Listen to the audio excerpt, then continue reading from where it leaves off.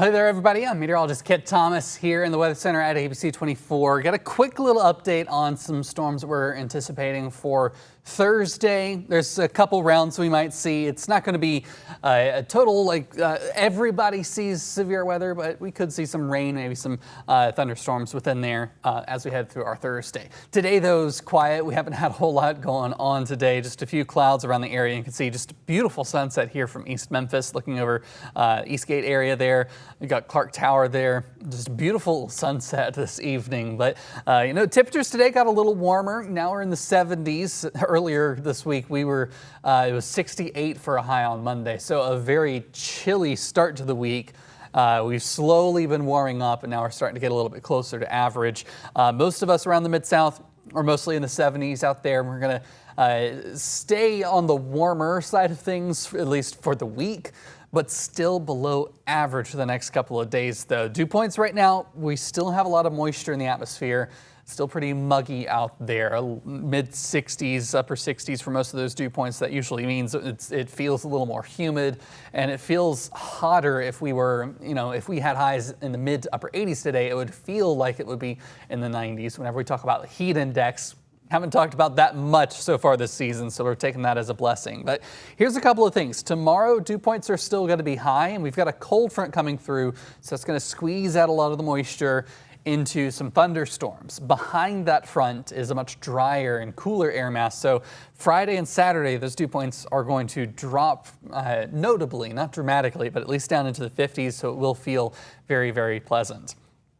Thing is, not a whole lot happening for our radar, but a couple of different systems happening around the Mid-South, down towards the Deep South, the Gulf Coast area. There are some thunderstorms that direction. That's not what we're going to see. Our next system is out here into the Central Plains, and you can see there's a few severe thunderstorm warnings there and a tornado warning in the Texas Panhandle and into far northwestern Oklahoma, and a little bit of an agitated air mass in that direction. But here at home, we're going to stay quiet tonight.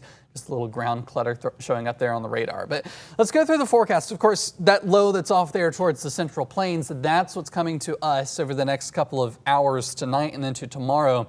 A warm front is developing, and tomorrow morning around 7 a.m. around daybreak, your morning commute, we might see some scattered showers, maybe a thunderstorm in there as well. We'll keep an eye on that, but that's not going to be the severe threat. The severe threat happens in the later part of the afternoon here. You see we've got that green shaded area across much of the Deep South and up into the Mid-South. That's a level 1 storm threat, so a marginal risk for severe thunderstorms. We could see some of those storms sparking up near the center of that low, helped along by that cold front coming through. Cold front pushes through as we head into Friday. Behind that low, we've got a high pressure, and that sort of pitching machine counter rotation of the low and the high is pulling in a lot of cooler, drier air as we get into Friday afternoon. So Friday's going to be gorgeous, a lot more sunshine as well. So we're finally going to feel a little warmer, even if the temperature is still a little bit on the cooler side of average. Saturday, we get the high a little more centered over us. We're not pulling in all of the cooler, drier air from the north so much anymore. We have a dry air mass in place, but the extra sunshine through the day and the more stable wind will allow our temperatures to warm up a little bit more. Then as we get into Sunday, we might have some scattered showers around the area, but at this point, it doesn't look like it's going to be anything severe for us. Let's look at the storm energy, though. This is factoring in some of the instability and the shear within the atmosphere.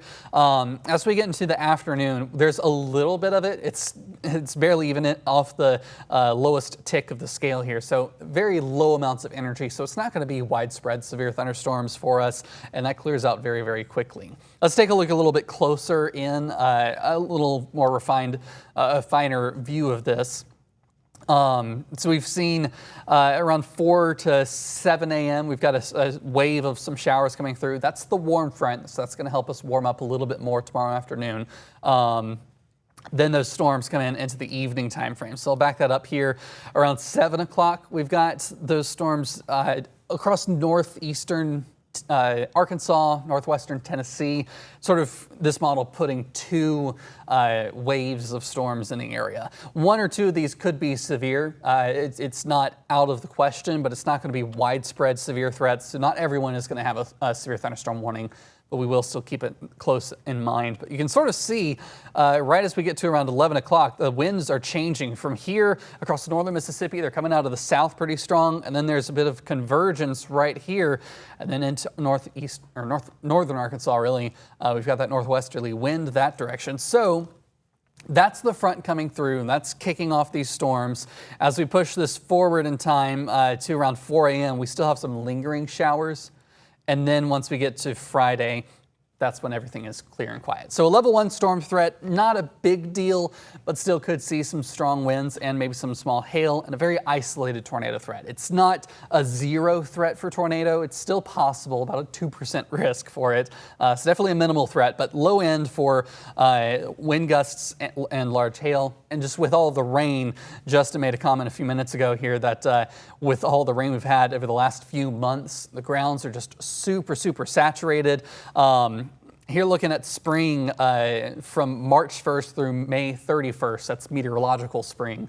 It makes keeping the stats a little bit easier. Around that time frame, we're looking at the potential for, I think, a top 5 wettest springs on record. So we've had a ton of rain this spring. We've got a few more rain chances, but it's not much really, about a 20% chance. I know we looked at a model that had some rain in our vicinity. Other models keep us pretty dry, so we'll see about Sunday. The better chance, though, comes Thursday night, which I'd say is about an 80% chance for Thursday night. So tonight, in the meantime, 65 degrees tomorrow morning, so going to stay cloudy overnight. Then we'll see a few breaks in the clouds tomorrow, mostly cloudy for most of the day, a few chances for rain showers then. And here's a look at your 7-day forecast. Temperatures taking a bit of a dip there on Friday. So 77 degrees and dry with a little more sunshine out there. It's going to be beautiful.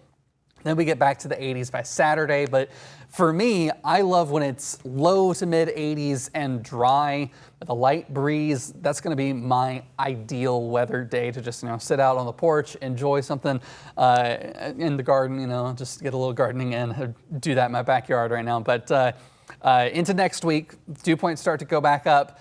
The humidity is going to feel a little more muggy, and the temperatures are back into the 80s.